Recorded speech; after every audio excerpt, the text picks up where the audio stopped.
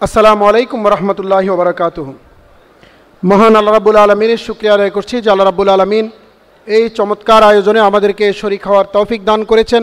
প্রিয় ভাইরা, প্রতি বছরই সুবহানে আহলে হাদিসের পক্ষ থেকে গুরুত্বপূর্ণ বিভিন্ন সুধীদের নিয়ে মত বিনিময় অনুষ্ঠান, সমাবেশ, প্রশিক্ষণ, বিভিন্ন ধরনের কার্যক্রমের ভিতর দিয়ে সুবহানের বিভিন্ন স্তরের কর্মী, সালেক, আরেফ, সালে যারা আছে তাদের মানোন্নয়নের জন্য অব্যাহতভাবেই কার্যক্রম পরিচালনা করা হয়। এটি হলো সম্মেলন, যেই সম্মেলনের ভিতর দিয়ে নেতৃত্বের পরিবর্তন আসবে, যেই সম্মেলনে একটি মেসেজ থাকবে, যেই সম্মেলনে সুবহানে আহলে হাদিসের কার্যক্রমের সঠিক একটা দিক নির্দেশনা থাকবে। আশা করি এই সম্মেলনে নতুন নেতৃত্ব সামনের দিনে পরিবর্তিত পৃথিবীর, বিশেষ করে বদলে যাওয়া বাংলাদেশের সামগ্রিকভাবে যা আমাদের দরকার সময়োচিত সিদ্ধান্ত নেওয়ার ক্ষেত্রে আসন্ন ঘোষিত নতুন কমিটি সঠিক সিদ্ধান্ত নেবে। আমি শুধু আপনাদের সামনে দুই একটি কথা বলেই আমার বক্তব্য শেষ করব। যেটা বলতে চাই সেটা হলো প্রফেশনালিজম, পেশাদারিত্ব। আপনি যে পেশায় আছেন, যে দায়িত্বে আছেন, আপনি যা বিশ্বাস করেন, যা লালন করেন এবং ধারণ করেন, তাকে যথাযথভাবে প্রতিষ্ঠা করার জন্য লোক তৈরি করা, তা ছড়িয়ে দেওয়ার জন্যে বিভিন্ন আধুনিক ইকুইপমেন্টগুলোকে যথাযথভাবে ব্যবহার করার জন্য দক্ষ, যোগ্য, প্রতিশ্রুতিশীল নেতৃত্ব তৈরি করাটাই হলো সময়ের সবচেয়ে সচেতন লোকদের কাজ। আমার বুঝে আসে না, অনেক সময় বিভিন্ন কার্যক্রম আমরা এটাকে হালকাভাবে নিই, আমরা হাসি ঠাট্টা চলেনি। মঞ্চে দাঁড়িয়েও আহলুল হাদিসদের একটা সমাবেশে মঞ্চে দাঁড়িয়ে হাদিস বলতে না পারা লোকজনও অনর্গলভাবে হাসি ঠাট্টা করছি, বাকিরা হাসছি, এটা হাসির রঙ্গমঞ্চ নয়। এবং আমাদের অনেক ব্যক্তি আছেন, গত ফ্যাসিস্ট আমলে বাংলাদেশের বড়ই দুর্ভাগ্য, 90% মুসলমানের ট্যাক্সের টাকায় রাষ্ট্র পরিচালিত হয়। 90% মুসলিমের টাকায় যেই রাষ্ট্রের সকল গুরুত্বপূর্ণ ব্যক্তিদের বেতন দেয়া হয়, সেই মুসলিমদের ট্যাক্সের টাকা পরিচালিত হয়েছে ইসলামের বিপক্ষে, ইসলামের তাহজিব তামাদ্দুনের বিপক্ষে, ইসলামী সংস্কৃতির বিপক্ষে, ইসলামী শিক্ষার বিপক্ষে, দাঁড়ি টুপিওয়ালা লোকদের বিপক্ষে, মাদ্রাসা শিক্ষার বিপক্ষে এবং সামগ্রিকভাবে ইসলামের বিকাশের বিপক্ষে। আইনাগত তৈরি হয়ে সাধারণ লোকদেরকেই নির্মম নির্যাতন করা হয় নাই, অসংখ্য নিরীহ, অসংখ্য আলেম উলামাকে নির্মমভাবে হত্যা করা হয়েছে, শহীদ করা হয়েছে, জেল জুলুম দিয়ে বিভিন্ন ব্লগারদের মিথ্যা মামলার সাথে রিলেটেড করে তাদেরকে নির্মমভাবে নির্যাতন করা হয়েছে। অথচ মুসলিম রাষ্ট্র, অথচ এখানে ইবাদত বন্দেগী চলে, এখানে বেদাত আর শিরিকের যে বাজারজাত, ওই ফ্যাসিস্ট আমলে শেখ হাসিনা বলেছিল আমি মাজারি ইসলাম এখানে প্রতিষ্ঠা করব। সেই মাজারি ইসলাম প্রতিষ্ঠা করতে গিয়ে শিক্ষা ব্যবস্থায়, কারিকুলামে, টেক্সট বুকে এমন জাহিলি, এমন শিরিকের বেদাতের এমন কিছু ঢুকিয়েছে যে এখান থেকে ইসলাম সঠিকভাবে বোঝার আর কোনো কায়দা নেই, বরং হৃষ্টপুষ্ট মুশরিক তৈরি হয়েছে। আল্লাহ পবিত্র কোরআনে বলেছে ওয়ামা ইউমিনু আকসারুহুম বিল্লাহ ইল্লা ওয়া হুম মুশরিকুন, তাদের অধিকাংশ মানুষ ঈমান আনার পরেও মুশরিক। এটা যদি স্ক্যাটার্ডলি, বিক্ষিপ্ত বিচ্ছিন্নভাবে জাহিলিয়াতের আস্তরবাদা এই সমাজ ব্যবস্থায় যদি কেউ বিক্ষিপ্ত বিচ্ছিন্নভাবে শিরকি তৎপরতার সাথে লিপ্ত হয় সেটা ভিন্ন কথা। কিন্তু যদি সিলেবাসে, কারিকুলামে, যদি এটা শিক্ষানীতিতে, যদি সামাজিক গুরুত্বপূর্ণ, যেখান থেকে মানুষ দ্বীনের জ্ঞান পাবে, শুদ্ধাচারী জীবন ভাবনা তৈরি করবে, যেখান থেকে ইন্টিগ্রিটির আলোকচ্ছটা ছড়াবে, সেখানেই যদি আমাদের সুকুমার প্রবৃত্তি সম্পন্ন ছোট ছোট শিশু কিশোরদের মনোজগতে শিরক যদি ঢুকিয়ে দেওয়া হয়, এর চাইতে ভয়াবহ, এর চাইতে জঘন্যতম ঘটনা আর কি হতে পারে? প্রিয় ভাইরা আমার, সেই কাজটি গত আমলে হয়েছে। বস্তুবাদ আর ভোগবাদ বস্তুবাদ আর ভোগবাদ ছিল এডুকেশন পলিসির ফিলসফি। এডুকেশন পলিসির ফিলসফি ছিল বস্তুবাদ আর ভোগবাদ। বস্তুবাদ মানুষকে ইন্ডিভিজুয়ালিজমে বিশ্বাসী করে, বস্তুবাদ মানুষকে একদেশদর্শী করে, বস্তুবাদ মানুষকে স্বার্থপর করে, বস্তুবাদ মানুষকে দুনিয়াদার করে, ভোগবাদ মানুষকে একচ্ছত্র উলুটপালুট করে দে মা লুটিপুটি খাই, এই চেতনায় বিশ্বাসী করে। আমাদের শিক্ষা ব্যবস্থায় তার যে ফিলসফি, এখানে পারলৌকিক ধ্যান ধারণা ছিল না, এখানে পারলৌকিক নির্মাণ শৈলীর কথা নেই, বরং একটা সিলেবাস কারিকুলামের ভিতর দিয়ে কিভাবে একটা শিক্ষিত মানুষ তৈরি হয়ে ভালো চাকরি পাবে আর কিছু টাকা ইনকাম করবে, খাবে, টয়লেটে যাবে আর বাচ্চা দিবে, এটাই তার কাজ হবে। এটাই ছিল আমাদের এখানের আয়োজন। আনুষ্ঠানিকভাবে মুসলিমদের টাকায় এই আয়োজন এখানে চলেছে। প্রিয় সুধীজন, শিক্ষা ব্যবস্থা এখানে 1801 সাল ফোর্ট উইলিয়াম কলেজ প্রতিষ্ঠিত হয়েছে ইংরেজি শিক্ষা বিকাশের জন্য। এই 1801 সালের পরে লর্ড ম্যাকেলের প্রবর্তিত শিক্ষা ব্যবস্থায় আমাদের এখানে শিক্ষা ব্যবস্থাকে বিভাজন করা হয়েছে। কিছু মাদ্রাসায় পড়বে, কিছু কলেজে পড়বে। এই মনোজাগতিক যে বিবর্তন, এই যে ইলিউশন, এই যে পার্থক্যের দেয়াল নির্মাণ, এটা আমাদের সমাজ ব্যবস্থাকে তৌহিদি চেতনা থেকে, একত্ববাদী ধ্যান ধারণা থেকে পারলৌকিক চেতনার আধিক্যতা বিস্তার করার প্রভাব বলয় থেকে বের করে নিয়ে আসছে। মানুষকে ভোগবাদ আর বস্তুবাদে বিশ্বাসী করে মানুষকে দুনিয়াদার মানুষে পরিণত করেছে। অথচ সাধারণ শিক্ষাধারা নামে, ইংলিশ মিডিয়াম নামে যেই ট্রেন্ড বাংলাদেশে বর্তমানে চালু আছে, সেটার বয়স মাত্র 200 বছর। কিন্তু মাদ্রাসা শিক্ষা, কোরআনিক শিক্ষা, ওহির জ্ঞান, মক্তব, নুরানি, ফুরকানি এবং দ্বীনি শিক্ষার বয়স শত শত বছরের। ফোর্ট উইলিয়াম কলেজ প্রতিষ্ঠিত হওয়ার আগে এই অঞ্চলে শুধু মাদ্রাসা কেন্দ্রিক শিক্ষা ব্যবস্থা ছিল। এখন আমাদের দেশের কিছু আধুনিক লোক, যারা আধুনিক শিক্ষায় শিক্ষিত বা স্বাভাবিক শিক্ষা ব্যবস্থা থেকে তারা শিক্ষিত, ইসলাম জানার আগ্রহ তৈরি হয়েছে, তারা মনে করে ইসলামিক স্কুল দিলে খুবই ভালো, হালকার উপর ব্যবসা, ব্যবসা ভালো চলবে, ইসলামও জানলো, দুনিয়াও জানলো। কিন্তু এই ইসলামিক স্কুলের নামে একটা ইসলামিক স্টাডিজের একটা পাঠ আর নুরানি মুক্তবের একটা পাঠ, শুদ্ধভাবে কোরআন পড়ার একটা পাঠ দিয়ে একটা মানুষ ইসলামের মৌলিক জ্ঞান নেওয়ার কোনো সুযোগ থাকে না। সে ইসলামিক স্কলার হওয়ার সুযোগ থাকে না। সে জ্ঞানী গুণী ইসলামের যাবতীয় আহকাম বিধিবিধানের সামাজিক প্রাগমেটিক অ্যাপ্রোচে মানুষকে শুদ্ধাচারী করা, মানুষের জীবনযাপনকে মসৃণ করা, মানুষকে এই পৃথিবীকে স্টেবিলিটি এনশিওর করার সেই প্রক্রিয়া সাধারণ শিক্ষা দ্বারা এবং ইংলিশ মিডিয়ামের মাধ্যমে হয় না, ঘটে না। তার প্রমাণ বাংলাদেশের বৃদ্ধাশ্রমগুলোতে কোনো আলেম ওলামার বাবা বৃদ্ধাশ্রমে নেই। তার প্রমাণ 2022 সালের প্রথম আলো রিপোর্ট, বাংলাদেশে 80 লক্ষ লোক মাদকাসক্ত, 2025 সালে সেটা বৃদ্ধি পেয়ে বাংলাদেশে মাদকাসক্ত লোকের সংখ্যা হয়েছে 83 লক্ষ। এই মাদকাসক্ত এই সমস্ত রিপোর্টে কোনো আলেম ওলামার নাম নেই, কোনো মাদ্রাসা শিক্ষিত লোকের নাম নেই। যারা ব্যক্তিগত জীবনে ইসলামকে প্র্যাকটিস করে, প্র্যাকটিসিং মুসলিম, তাদের পরিবারের কোনো সদস্যদের নাম নেই। প্রিয় ভাইরা আমার, শুধু তাই নয়, বাংলাদেশে 50,000-এর বেশি মাদকাসক্ত নিরাময় কেন্দ্র আছে, একটাতেও কোনো মাদ্রাসা শিক্ষিত লোক নেই, একটাতেও কোনো আলেম ওলামা নেই, কোনো ইসলামী দল করা লোকদের কোনো সন্তান নেই। ঢাকা শহরে প্রতি 40 মিনিটে একটি করে তালাক সংঘটিত হয়। এই তালাকের হারের 98 থেকে 99% জেনারেল শিক্ষিত, এবং যারা প্রফেশনালি চাকরি করে, বাকরি করে, স্বাবলম্বী, উচ্চশিক্ষিত 48% পরিবার প্রতিনিয়ত ভাঙছে। যেখানে ইসলাম নেই, ইসলামী সংস্কৃতি নেই, ইসলামী নীতি আদর্শ নেই, কোরআনিক লিটারেচার নেই, কোরআন হাদিসের বিশুদ্ধতম স্বর্গীয় আলোকোচ্ছটা যেখানে নেই, সেখানেই মানুষ ভোগবাদ আর বস্তুবাদে আকৃষ্ট হয়, সেখানেই মানুষের পতন অনিবার্য হয়। প্রিয় ভাইরা আমার, আমাদের সালাফিদের সবচেয়ে বড় প্রবলেম, আমরা শত্রু চিনি না, আমরা কোরআন হাদিস অধ্যয়ন করি না।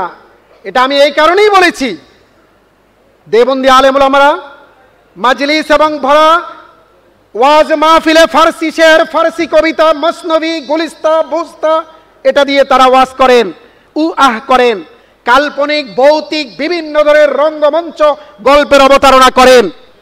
আর আমরা হাদিস বলি, কিন্তু কোরআনটা, কোরআনের পাশাপাশি হাদিস যেভাবে ফোকাস হওয়া দরকার সেটা আমাদের নেই।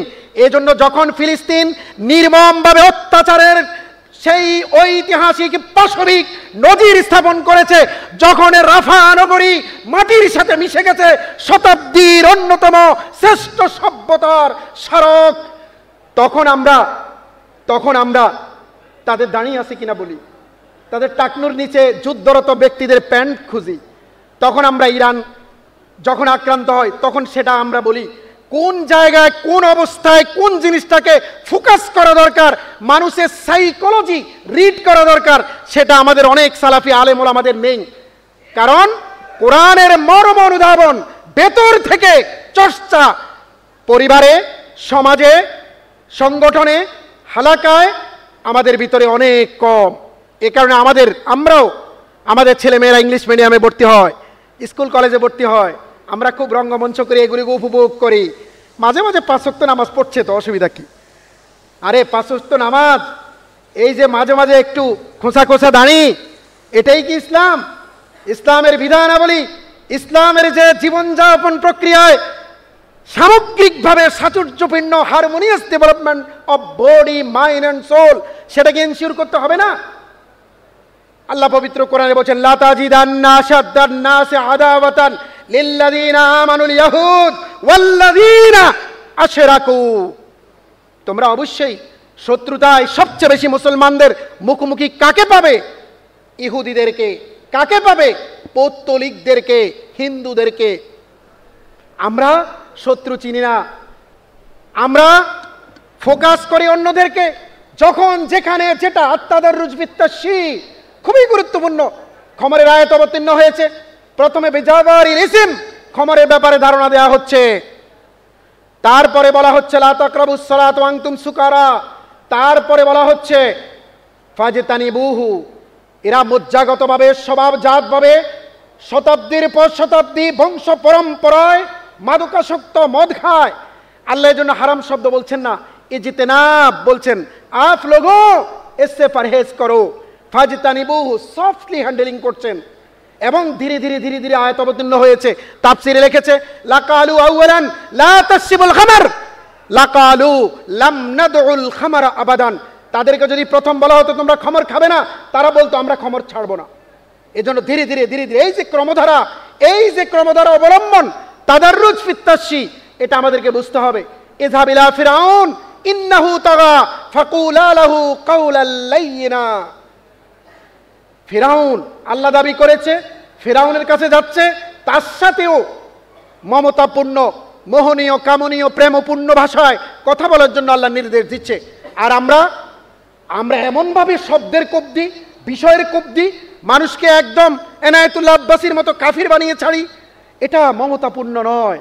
ফাবিমা রাহমাতিম মিনাল্লাহি লিনতা লাহুম ওয়ালাউ কুনতা ফাজ্জান গালিজাল কলব লানফাদ্দু মিন হাওলিকা। আপনারা জানেন আমি যে প্রফেশনালিজমের কথা বলছি, এটা হলো পেশাদারিত্ব। আপনি সুবহানে আহলে হাদিস করেন, আপনি কি চাচ্ছেন? কি পরিবর্তন নিশ্চিত করতে চাচ্ছেন? আপনি আপনার ফিউচার প্ল্যান কি? আপনার জীবনের ক্যারিয়ার গঠনের পরিকল্পনা কি? আপনার সাংগঠনিক ভবিষ্যৎ ফিউচার প্ল্যান কি? এটা অনেকেই জানে না। এবং আমরা অধিকাংশ সময় 30 জন 40 জন নিয়ে খুতবার আয়োজন করি, দ্যাটস গুড, ভেরি ফাইন। কিন্তু ওই খতিবরা অনেকের মুখেই একবারও উচ্চারণ হয় না যে আপনি তারজুমানুল হাদিস কিনবেন, সবাই গ্রাহক হবেন। একজনও বলে না আরাফাত কিনবেন, আরাফাতের গ্রাহক হবেন। একজনও বলে না নিয়মিত বাইতুল মাল দিবেন, সংগঠনটাকে শক্তিশালী করবেন। আপনারা বলেন এই মসজিদে প্রতি সপ্তাহে আর মাসে কয়বার আপনারা সবাইকে নিয়ে বসেন, পাবলিকলি হালাকার ব্যবস্থা করেন? একটা কথাও বলবে না। তার মানে আপনি এই আয়োজনকে শুধুমাত্র খুতবা দেওয়ার জন্যে, আপনার নিজেকে ব্র্যান্ডিংয়ে নেওয়ার জন্যে, আপনার নিজেকে ওয়াজ আর খুতবার বাজারে পরিচিত করানোর জন্যে, এই মানে ঠুনকু, এই হালকা পরিকল্পনায় না গিয়ে বরং ওয়াইড স্প্রেড চিন্তা করেন। 1956 সাল, 1958 সাল প্রতিষ্ঠিত হয়েছে আরাফাত আর তারজুমান, এখনো কেন 3200 তার সার্কুলেশন অ্যামাউন্ট? হোয়াই? এই যে এক্লাস মাসিক এক্লাস বের করেছে, এটা 10,000 ছুঁয়েছে, 30,000 ছুঁয়েছে তাহারিক। তাহলে আমাদের পত্রিকাকে আমরা তো জেনারেট করছি না। যারা স্টুডেন্ট আছেন আপনারা কয় ঘন্টা করে ডেলি পড়াশোনা করেন, কয় ঘন্টা করে পড়াশোনা করেন? মাদ্রাসার ছেলেদেরকে নিয়ে মানুষ ঠাট্টা করে, ইংরেজি কম পারে, এরা ভালো স্মার্ট না। কিন্তু আপনাদেরকে আমি তথ্য দিই, ঢাকা বিশ্ববিদ্যালয়ে ভর্তি পরীক্ষা ইংরেজিতে উত্তীর্ণ হয়েছে 5.52 মাত্র উত্তীর্ণ হয়েছে। ইউনিভার্সিটি ফেলের হার 92% ইংরেজিতে ফেল ঢাকা বিশ্ববিদ্যালয়। শুধু মাদ্রাসার ছেলেরা দুর্বল, প্রচলিত রাষ্ট্রীয় বহু ধরনের সুযোগ সুবিধা পাওয়ার পরেও তারা ইংরেজিতে ফেল করছে। ডাবিতে 2024 এবং 25 সাল সেশনে ভর্তি পরীক্ষায় 6,130টি আসনের মধ্যে 505টি আসন এখনো ফাঁকা রয়েছে ট্রিপলিতে এবং সায়েন্স ফ্যাকাল্টিতে। কেন? যোগ্য ক্যান্ডিডেট পাওয়া যাচ্ছে না। তারপরে ফেলের সংখ্যা তো আমি বললাম, শুধু তাই নয়, এই যে সনাতন স্কুলের ছেলেদের গত 10 বছরের যদি পরিসংখ্যান দেখেন, বাংলাদেশে 50টি কিশোর গ্যাংয়ের সাথে জড়িত থাকার অপরাধে, হত্যাকাণ্ডে, কলিউশন এবং কোলাইডে তারা হত্যার শিকার হয়েছে কিশোর গ্যাংয়ের মাধ্যমে। শুধু তাই নয়, এই ঢাকা শহরেই প্রতিনিয়ত যে কিশোর গ্যাং, কুমিল্লা শহরে যে কিশোর গ্যাং, এটার কারণে এলাকার লোকজন, সুন্দরী মেয়েরা, রাস্তায় স্কুল গমন কলেজ গমন মেয়েরা আক্রান্ত হচ্ছে, অ্যাবিউজের শিকার হচ্ছে, হ্যারাসমেন্টের শিকার হচ্ছে। কোনো মাদ্রাসার শিক্ষার্থী কি এটার সাথে যুক্ত আছে? কোনো মাদ্রাসার শিক্ষার্থী কি কিশোর গ্যাংয়ের সাথে যুক্ত আছে? কোনো মাদ্রাসার শিক্ষার্থী কি কিশোর গ্যাংয়ের 2 গ্রুপের মারামারি, ইগল গ্রুপ আর আরমান গ্রুপের মারামারিতে হত্যা বা ইনজোর্ড হওয়ার এই ধরনের শিকার কি হয়েছে? হয় নাই। কোনো মাদ্রাসা কি 2 গ্রুপের সংঘর্ষের কারণে বন্ধ হয়েছে? বন্ধ হয় নাই। প্রিয় ভাই সব, আমি বলছি স্কিল হন, অ্যান্ড্রয়েড হন। হিন্দিতে একটা কথা আছে, जो सीखने में है वो जिंदा है, जो सीखना बंद किया वो जिंदा लाश है। আপনারা যারা এখানে সুববানের কর্মী আছেন, ডেলি 7-8 ঘন্টা করে কয়জন লোক আপনারা পড়াশোনা করেন দেখি হাত তোলেন তো। 7-8 ঘন্টা করে পড়াশোনা যারা করেন এরা হাত তোলেন দেখি। দেখেন, এটা 10 থেকে 15% হবে। হাত নামান। আপনি পৃথিবীর মানচিত্র বদলা দিবেন। আপনি ইরানের এবং ফিলিস্তিনের যুদ্ধ দেখে আপনি সংখ্যা গণেন। কেউ কি ইরানের জন্য দোয়া করেন, কেউ তখনও ইরানের বিরোধিতা করেন। কিন্তু আপনি কি ওটার গভীরে প্রবেশ করেছেন? তারা এআই প্রযুক্তির মাধ্যমে, তারা ওই ইসরায়েল থেকে ট্রাকের উপরে ইলেকট্রনিক্স ডিভাইসের মাধ্যমে ইরানের 20 জন সিলেক্টেড বিজ্ঞানীকে টার্গেট করে, ওই বিজ্ঞানীরা যেই প্রযুক্তি ইলেকট্রনিক্স ডিভাইস ব্যবহার করে ওই যন্ত্রগুলোকে মারণাস্ত্র হিসেবে ইলেকট্রনিক্স ডিভাইসের মাধ্যমে, এআই প্রযুক্তির মাধ্যমে, রিমোট কন্ট্রোল প্রক্রিয়ায় তারা ওই 20 জন বিজ্ঞানীকে তারা হত্যা করেছে। আমেরিকা খোদ তাদের এই প্রযুক্তির কাছে, তাদের এই প্রযুক্তির অ্যাডভান্স লেভেলের কাছে তারা অসহায়ত্ব প্রকাশ করছে। কোন লেভেলে তারা গিয়েছে! অথচ আমরা পড়াশোনায়, আমরা কয়টা লোক এখানে যারা আছেন তারা এই আরাফাত পত্রিকা লেখা দেন? কয়টা লোক তারজুমানুল হাদিসে নিয়মিত লেখেন? কয়টা লোক জাতীয় পত্রিকার মধ্যে আপনারা লেখেন? আপনাদের একটা বিশ্ববিদ্যালয় হয়েছে, ডক্টর আব্দুল বারি স্যার খুবই কষ্ট করে বিশ্ববিদ্যালয় করেছে। সেখানে 4টা সাবজেক্ট নিয়ে বিশ্ববিদ্যালয় স্টার্ট হয়েছে, লঞ্চ করেছে। আল কোরআন, সিএসই, ট্রিপলি, বিবিএ। সারা বাংলাদেশের 3 কোটি 4 কোটি আহলুল হাদিস সন্তানরা যদি নিজের বিশ্ববিদ্যালয়কে ব্র্যান্ডিংয়ে নিতে চায়, গুরুত্ব দেয়, এটাকেই আপন মনে করে, তাহলে এটাতে স্টুডেন্ট ক্রাইসিস হয়। এই টিচার যারা এখানে নিয়োগ পেয়েছে, এই কর্তৃপক্ষ যারা হয়েছে, এরা কি সবাই আহলুল হাদিস? তাহলে এরা কারা? কে এদেরকে নিয়োগ দিয়েছে? এই বিশ্ববিদ্যালয়ের অর্থ কি? জেনারেল বিশ্ববিদ্যালয়ের মধ্যে পার্থক্যটা কি? প্রিয় ভাইরা আমার, নতুন করে আল হাদিস আর ল ফ্যাকাল্টি, ল ডিপার্টমেন্ট খোলা হবে। আপনারা যদি এই আন্ডার গ্রেডের আপনারা যদি সিদ্ধান্ত নেন, আপনার এলাকার, আপনার বন্ধু, আপনি নিজে এই বিশ্ববিদ্যালয়ে আপনারা ভর্তি হতে পারেন।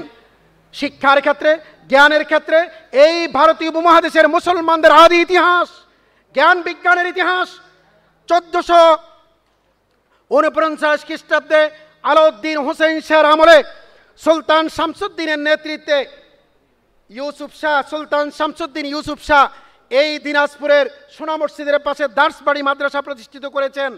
সেখানে সে সময় প্রত্নতত্ত্ববিদ এবং আর্কিওলজিস্টরা এটা খনন কাজ করে দেখেছেন ওই ইউনিভার্সিটি ছিল ওই তৎকালীন সময়, সেখানে এক পাশে মহিলাদের মসজিদে সালাতের ব্যবস্থা ছিল।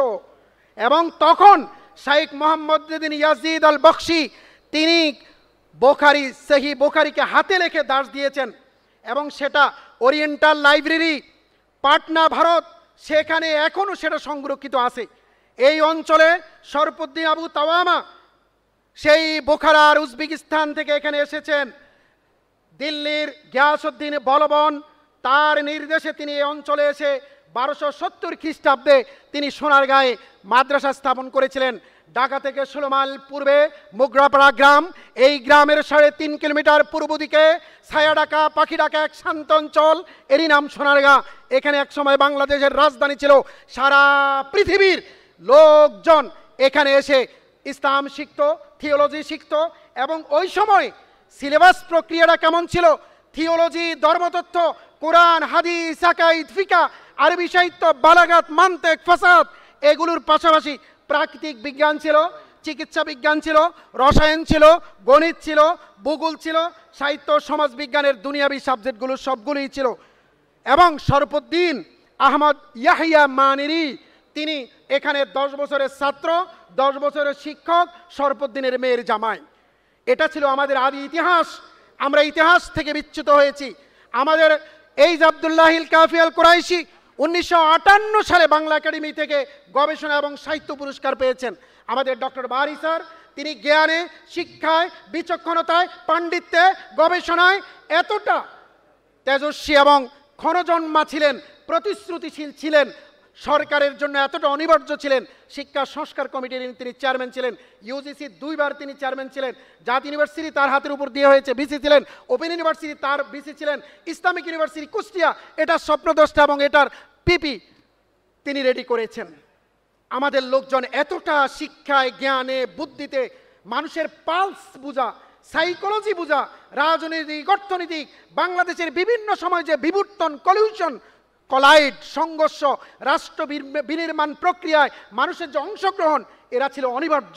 কিন্তু আমাদের ছেলেরা, আমাদের স্টুডেন্ট, আমাদের আগত প্রজন্ম তাদেরকে আমরা অনেক সময় দাখিল পরীক্ষা দিতে দেই না, আলেম পরীক্ষা দিতে দেই না, অ্যাট এ টাইম মাদ্রাসায় পরীক্ষা রাখি যাতে পরীক্ষা না দিতে তারা না পারে।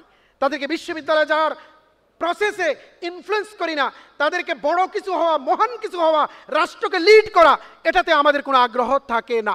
আমি মনে করি জমিয়তে সুবহানে আলে হাদিস এই গ্যাপ দূর করবে, এক ঝাঁক লেখক তৈরি করবে, এক ঝাঁক মেধাবী দায়ী তৈরি করবে, এক ঝাঁক মেধাবী সরকারের বিভিন্ন গুরুত্বপূর্ণ পদে যাওয়ার জন্য ক্যারিয়ার সচেতন করে তাদেরকে তৈরি করবে। আমাদের এখানে যে মেধাবী ছাত্ররা আছে এরা এতটা চরিত্র সম্পন্ন, চারিত্রিক বৈশিষ্ট্য সম্পন্ন, ধীশক্তি সম্পন্ন, এতটা জিরাক, এতটা মেধাবী, এতটা কাইয়েস, এদেরকে যদি নার্সিং করা হয়, স্কোরিং করা হয়, গাইডলাইন দেওয়া হয়, এদের যদি ফিউচার প্ল্যান দেওয়া হয়, এরা এখানে এই জাহিলিয়া সমাজের আস্তর ভেঙে দিবে, বেদাত শিরিক অধ্যুষিত জনপদে নতুন করে ফুল ফুটাবে। আসুন আমরা জমিয়তকে সামগ্রিকভাবে সহায়তা করি, সুবহানে আলে হাদিসকে আমরা স্ট্রেংথেন করি, বুদ্ধি দিয়ে, পরামর্শ দিয়ে, টাকা দিয়ে, সামগ্রিকভাবে এই সংগঠনটিকে যুব সমাজের, ছাত্রদের, দেশের প্রিয় সংগঠনে আমরা রূপ দিই। সর্বশেষ কথা হলো বক্তব্য, আচরণ, সাংগঠনিক প্রক্রিয়া কখনো একদর্শী হবে না, এ গ্রুপ অফ পিপলকে নিয়ে হবে না। কোরআনের সকল বক্তব্য ইয়া আইয়ুহান নাস বলে, ইয়া আইয়ুহাল মুমিন বলে কোনো বক্তব্য নেই, ইয়া আইয়ুহাল মুসলিম বলে কোনো আয়াত নেই। ইয়া আইয়ুহান নাস আলিফ লাম, এই যে আন্নাসের আলিফ লাম ইস্তেগরাকি যেটা জমি আফরাদকে শামিল করে। সুতরাং বাংলাদেশের পিপল, পৃথিবীর মুসলিম সবাই আমাদের ফোকাস থাকবে। বক্তব্যকে এতটা যুগোপযোগী, ভারসাম্যপূর্ণ, এতটা বাস্তব ভিত্তিক, এতটা মানুষের গ্রহণীয় পর্যায়ে নিয়ে যেতে হবে, এতটা মোহনীয়, কামনীয়, প্রেমপূর্ণ, ঈর্ষণীয় ভাবে গভীর মমতা দিয়ে উপস্থাপন করতে হবে যাতে আপন করে মানুষ এটাকে গ্রহণ করে। আল্লাহ রাব্বুল আলামিন আমাদের সবাইকে তৌফিক দান করুক। আসসালামু আলাইকুম ওয়া রাহমাতুল্লাহ।